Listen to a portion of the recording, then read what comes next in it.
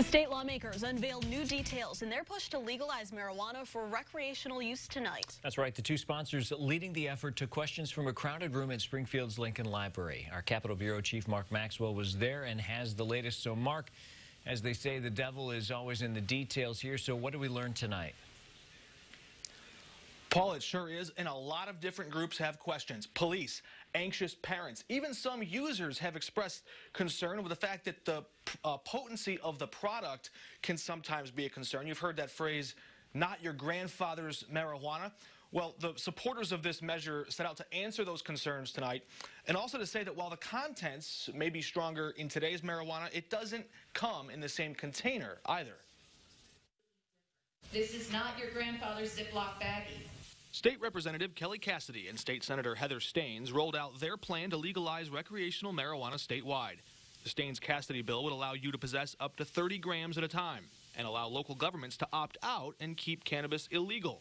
But you could only use it in the privacy of your home. We're not allowing public consumption, nor are we allowing places where the product can be used on premise.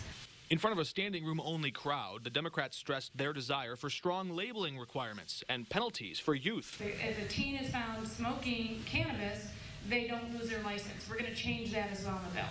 Bolstered by support of Governor Pritzker, strong public polling, and Democrats holding supermajorities in both chambers, it appears legal marijuana is inevitable in Illinois. I think it's just a matter of time, and I'm not saying months, it could be years, but I think eventually this is going to be the law in Illinois. If and when it does happen, Manar and his colleagues warned if you think the extra tax money will solve the state's budget crisis, think again. It's not a magic ATM machine. We can't overpromise. I mean, the people of the state have been overpromised for years.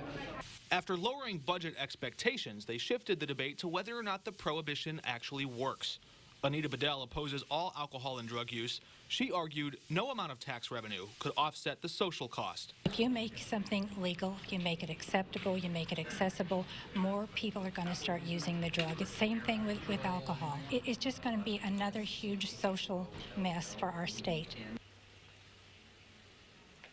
Cassidy and Stains conceded that heavy marijuana use is not good for younger, developing brains, but they also pointed out that and laws against it have not stopped Americans from using it, and that usage continues to increase. They say that they prefer public education campaigns similar to those that have curbed use of tobacco or stopping littering. Also, Democrat Andy Manar and Republican Tim Butler, both in the room tonight, neither of them yet decided on how they might vote when this bill comes up. Paul. All right, Mark, as they said, only time will tell. Thanks. All right.